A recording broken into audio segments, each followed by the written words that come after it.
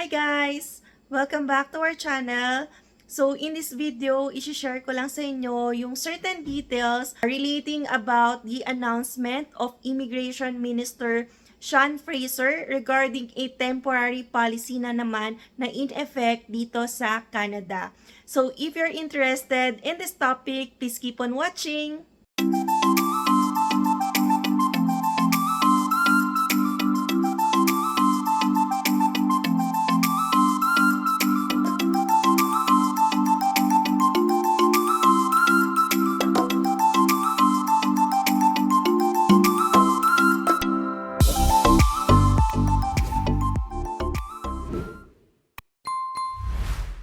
So, ayun guys, no? So, today is Tuesday, June 27, 2023.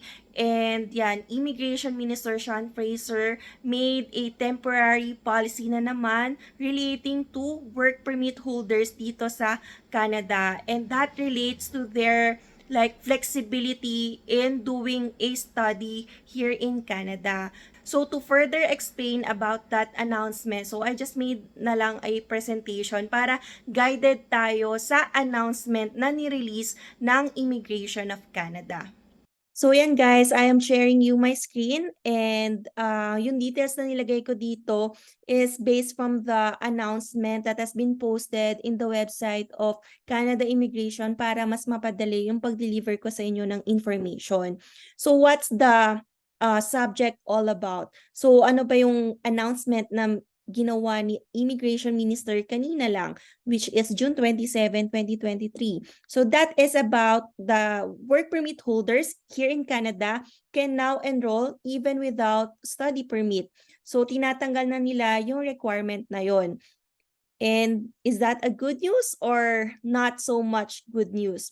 So here, I just want to highlight that this announcement or policy is just temporary. So this is a temporary measure, meaning this will last after 3 years. So since the announcement has been made ngayong June 27, 2023, so it will end by 2026. So the announcement was about the new temporary measure that will remove the limit on the length of study programs that temporary foreign workers can enroll without a study permit. So, ibig sabihin, it is just removing the limit on the length of study programs. So, before, allowed pala sila ring mag-aral dito sa Canada. So, let's see the old rule. So, yes, the rule before is that foreign workers could study while working, but take note that there is a limitation. So they can only enroll or study here in Canada for programs of 6 months or less. So if you are a work permit holder, it's not automatic na pwede kang mag-study ng kahit ano dito sa Canada dahil you are just limited to studying programs or short-term programs which is 6 months or less. So if mas mataas doon or if mas mahaba doon yung program na gusto mong i-go, like this course or program will really matter on your career path, na 8 months pala yan. So that is not allowed until and unless you secure a study permit. So yan, that's the rule before. And now, it can be good on the other people na nag-aabang ng ganitong policy na i-allow sila to study on a longer program. So now, with that announcement that has been made, inaalaw na ngayon na more than 6 months ang pwede i-take or i-study ng mga foreign workers if they would want to do so. So yung husband ko, si Alwin, is an open work permit holder. If he chooses to study, kasabay ko, di ba? He can now do so. And pwede siyang mamili if that is a certificate program or diploma program. So wala nang limit as long as you are a foreign worker here in Canada. So in order for you to be eligible under this temporary policy or measure, so you must first be a valid work permit holder or have a pending decision on their work permit extension on June 27, 2023. So kindly take note the date here indicated. So kung mag-a-apply ka pa lang ng work permit on June 28, so you will not be covered under this temporary policy because the date here is very material. So parang ano lang din yan yung mga temporary policy na inisyu nila before, just like as international students being allowed to work for more than 20 hours during that time of our study. So the reckoning date there is that nakapasa ka ng student permit application mo on or before October 7, 2022. So if yung application mo for student permit has been made after that date, so you won't be qualified for that temporary policy. So kindly take note this one.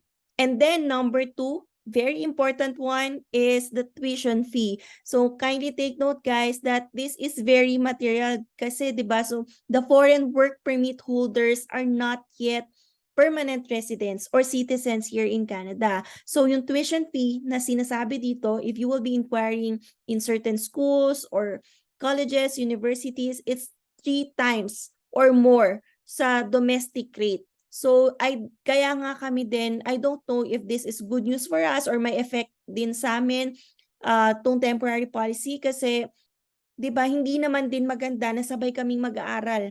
Lalo na if I'm international student and then yung husband ko, although open work permit holder, it's not really inviting na gumastos din yung husband ko for another tuition fee kung may gusto siyang i-take na course.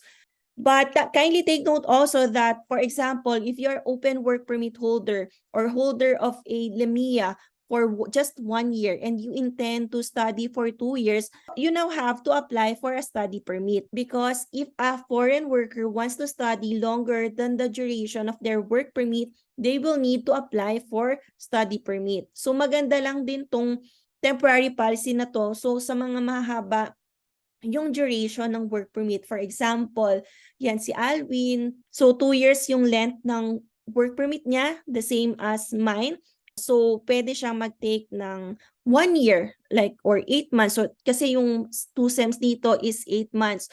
So he can do so. But if he chooses na mag-diploma program din katulad ko, that will be longer than the duration of work permit kung mag-start pa lang siya ngayon. So that's why he has to apply na for a separate study permit. So the very goal or objective of this temporary policy is for foreign workers to face the barriers in the types of study programs that they are allowed to pursue because yung barriers nga na sinasabi natin, if this foreign worker would really want to take the 8-month program or 1-year program in a certain school or university but they are not being allowed because yun nga work permit holders sila. So it will be now taken, that barrier will now be taken away because of this temporary policy. So they can now get additional training and education that will help them in their careers. Also, it will help the foreign workers to expand their future job prospects. And then foreign workers can expand their opportunities through transition to permanent residence by increasing their comprehensive ranking score, which is the CRS, kung tawagin, through higher levels of education or by gaining qualifying work experience. And finally, the very main goal talaga, but inaalaw na naman yung mga ganitong temporary policy is to address critical labor shortages. Okay? So, but kindly take note that there can be certain issues regarding this temporary policy na nakita ko. So, well, this is just a personal opinion and you can explore further kasi nga sabi ko, this is a very new announcement. Wala pang details na ibinibigay kung how this will be implemented. So kindly take note this caveat. This can be contrasting with the previous slide that I have shown. So di ba yung sa bullet number 3 that it can expand the opportunities of the foreign workers to transition to permanent residence by increasing the CRS score nila. But there is also a caveat. Note that I have just lifted this also from the website of the immigration in Canada. So isang page lang to and these 2 paragraphs seem contrasting. So kayo na lang din yung mag-assess or magbigay ng interpretation on how you would see it because there's another paragraph there saying that any Canadian work experience gained during a period of full-time study does not count toward eligibility for the Canadian Experience class. So, 'di ba parang mawawalan pa ng count yung mga work experience ng mga partners natin. For example, if mga open work permit holders yung mag-avail dito sa temporary measure na to, so mawawala yung CEC nila or Canadian Experience Class Qualification kasi nga mag-study sila. And also, inad pa rin dito na neither can students earn Express Entry Comprehensive Ranking System points for it. So it means that walang CRS points na ma-add on this temporary policy. So this can be seen contrasting on this third bullet. So we'll just wait for further details or announcement that will be given by the Immigration of Canada para i-clarify kung kapag nag-study ba yung mga partners natin, especially sa mga partners ng mga international students. So, hindi na ba magka-count lalo na for example, nasa NOC 0123 sila. So, paano yun? Mas nawalan na sila ng eligibility. So, but I'm not sure. So, we just have to wait for further elaboration on this matter. But at least I am sharing to you the details of the announcement that has been made by Immigration Minister Sean Fraser. So, yung iba naman din talaga magbe-benefit dito kasi marami talagang nakaabang na mga workers na gustong mag-aral inside Canada na mga lengthy programs, yung mga 8-month program, 1-year program, or 2-year program. Especially for example, yung transition ng pagiging caregiver to nurses kung gusto nila mag-aral, and then pag-transition also din ng mga construction workers to tradesperson, yung mga ganon. So, yun yung hina-highlight ng policy na to. Ina-encourage nila for people to further develop their skills and makatulong lalo na dito sa pag-improve ng economy ng Canada. So that's it for this video, guys. I hope may natutunan kayo something from this video. So if you like it, please don't forget to click the thumbs up button and subscribe na rin kayo, guys, in our channel. And don't forget to hit the notification button in order for you to get notified of our future uploads. So thank you guys for watching. Bye!